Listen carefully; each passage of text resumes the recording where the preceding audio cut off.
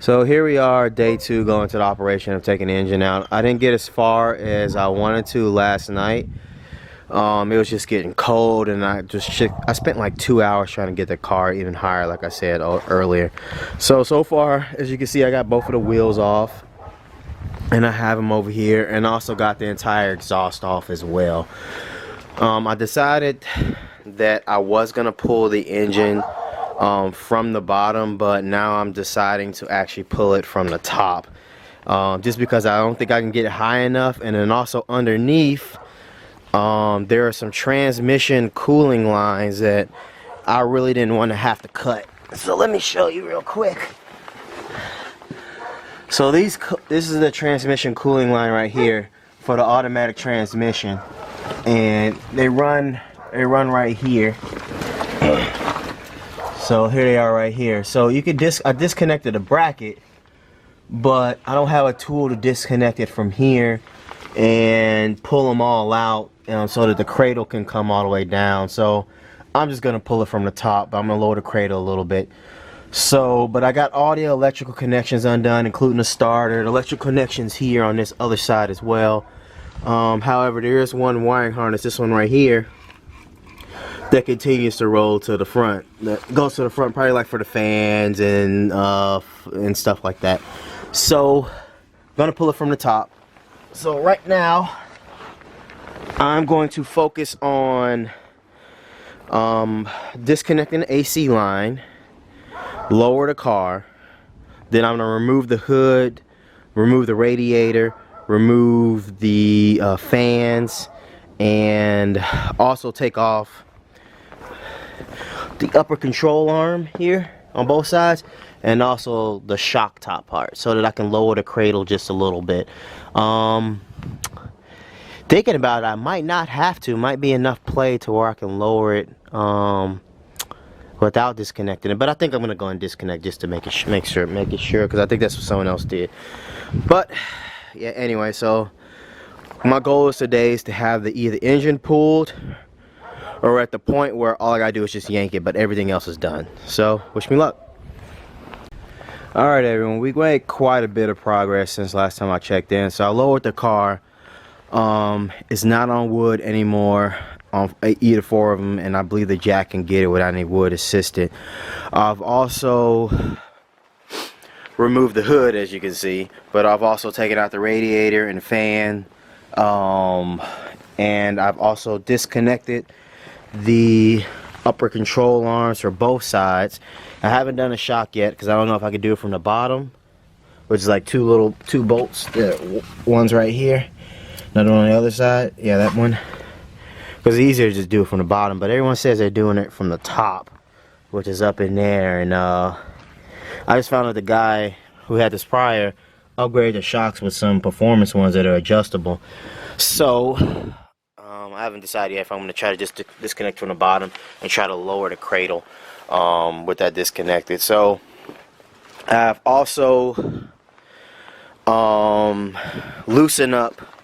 Let me get up under here. I've also loosened up 4 of the cradle bolts nuts. So there's one, and there's another one right there, and there's 2 more on the other side. I've also removed the engine mounts bolts, and right here I have is a motorcycle jack with some wood as a platform to get it high enough, and this one, so I'm going to support the cradle if I bring it all the way off its bolt.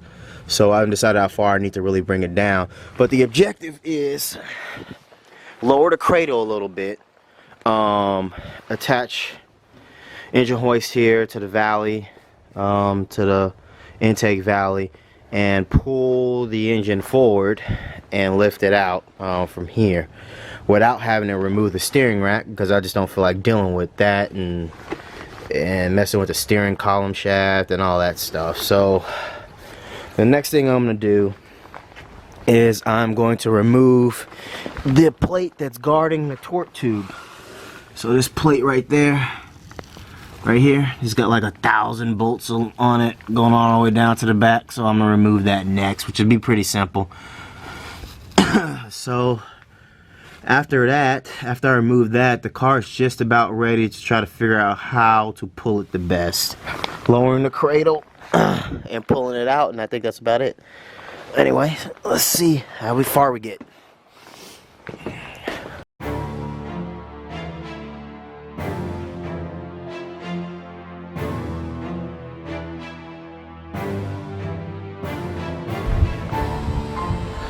Okay, so here we are on day 3. I went ahead and taped up top of the fenders and the front bumper because I'm going to be moving around the engine hoist. And the engine's coming from the top, but I don't want to scratch any of the paint. Can't remember where I left off last night, but I got the shock disconnected. I disconnected it from the actual bottom. I checked with Corey, and he said bottom or top is either fine. So I did it from the bottom.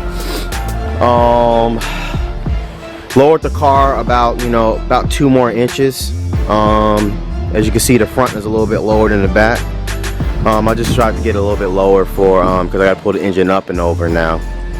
So I don't know if I have to make it lower or not, but I can easily because the motorcycle jack can support the engine and push up on the cradle and make the car higher, and I can lower the jacks right there. So that's what I was doing. But other than that, I also got the plate, took it off the other engine, the lifting plate, took it off and put it on here last night.